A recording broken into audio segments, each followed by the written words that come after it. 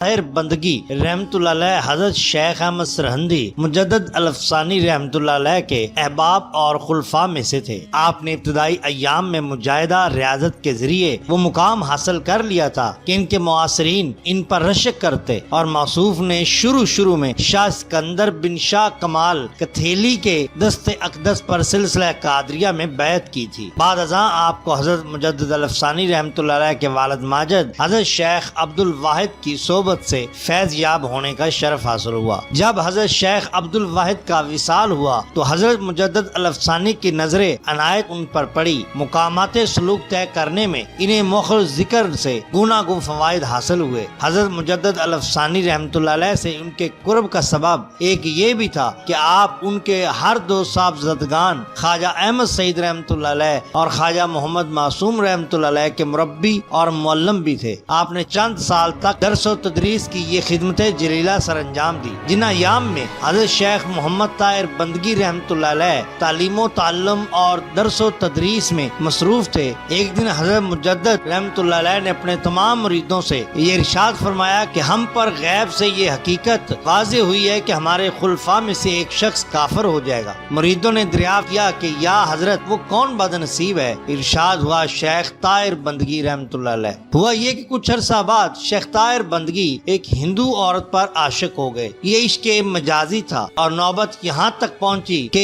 زنار پہن کر کشکا لگا کر آپ بت خانہ میں جا بیٹھے۔ بت خانے میں جا بیٹھنے کا سبب یہ تھا کہ جس عورت پر آپ فرتیدہ ہوئے تھے وہ بت خانے میں مورتی پوجا کرتی تھی۔ جب یہ خبر حضرت مجدد رحمۃ اللہ علیہ کے صاحبزادوں کو ہوئی تو انہوں نے اپنے والد بزرگوار کی خدمت میں سفارش کی کہ ہمارے استاد کو کفر کی دلدل سے نکالیے۔ حضرت مجدد رحمۃ اللہ علیہ نے ان کے حق میں دعا کی۔ شیخ طاہر کی آنکھیں کھل گئیں۔ بت خانے سے منہ موڑ کر دوڑتے ہوئے حضرت مجدد رحمۃ اللہ علیہ کے آستانے پر پہنچے اور دوبارہ تائب ہوئے۔ حضرت مجدد الافسانی نے ان کے حال پر خصوصی توجہ فرمائی اور تھوڑی سی مدت میں منصب رشد و ہدایت پر فائز کر دیا۔ نقش بندی، قادری اور چشتی سلسلہ میں انہیں تلقین و ارشاد کی اجازت بھی دے دی۔ بعد ازاں حضرت مجدد الافسانی رحمۃ اللہ علیہ کے حسب الحکم آپ نے لاہور کا رخ کیا۔ لاہور میں آپ وارد ہوئے تو سب سے پہلا کام آپ نے یہ کیا کہ عمرہ پر اپنے آستانے کے دروازے بند کر دیے۔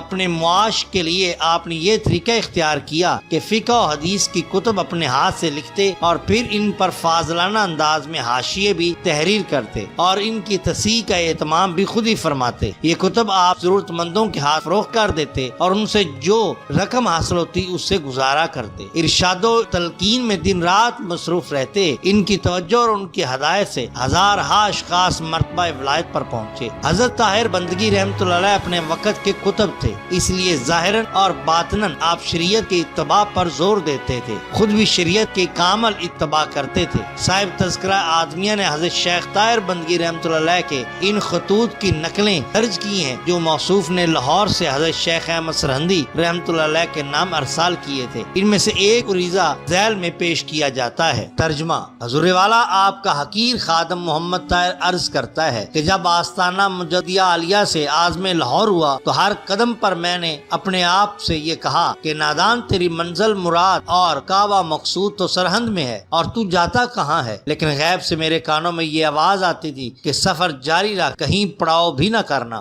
آخر مقدر نے کشاں لاہور پہنچا۔ یہاں میں ایک مسجد کے گوشے میں حیران و پریشان بیٹھا ہوا تھا کہ اچانک حضرت خواجہ نقش بندی رحمۃ اللہ علیہ سے روحانی ملاقات ہوئی۔ آپ نے اس بات پر زور دیا کہ جس کام پر تجھے مامور کیا گیا ہے اس کی سر انجام دہی کر۔ میں ہمتاً مصروف ہو گیا اور ان کے حکم کی تعمیل کی۔ میں نے تلقین و ہدایت کے سلسلے کا آغاز کر دیا۔ چند اشخاص جمع ہو جاتے، مجلس اب بھی گرم ہے۔ مشائخ عظام کی ارواح متوجہ ہوتی رہیں اور میرے حال پر ان کی خاص عنایت ہے۔ خصوصیت کے ساتھ غوث الاعظم خواجہ بزرگ نقش بندی رحمۃ اللہ علیہ اور حضرت گنج بخش رحمۃ اللہ علیہ کی ارواح حلقہ ذکر میں ہیں اور نماز کے اوقات میں نزول و اجلال فرماتی ہیں۔ اگرچہ حضرت شیخ محمد طاہر بندگی رحمۃ اللہ علیہ کی توجہ سے ہزارہا مخلوق فیض یاب ہوئے اور ان میں اکثر منصب ولایت پر بھی فائز ہوئے، لیکن ان میں سے نام آور خلفاء 4 ہوئے۔ شیخ ابو محمد قادری نقش بندی رحمۃ اللہ علیہ، حضرت صوفی جن کا مزار پر انوار دلی میں ہے، شیخ مکھن مست رحمۃ اللہ علیہ جو ہمیشہ سر شار عشق الہی رہتے تھے اور ہر وقت ان پر بے خودی کا عالم طاری رہتا تھا، جس پر بھی